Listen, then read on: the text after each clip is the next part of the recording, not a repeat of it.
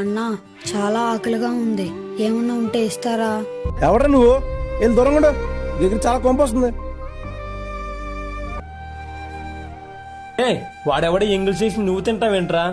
అన్నా ఓ ప్లేట్ ఇడ్లీవు, ఇదిగో తిను. ఇంకేమైనా తింటావా? తింటానన్నా. ఆ కుర్రోడు ఏం తింటాది ఇవ్వండి.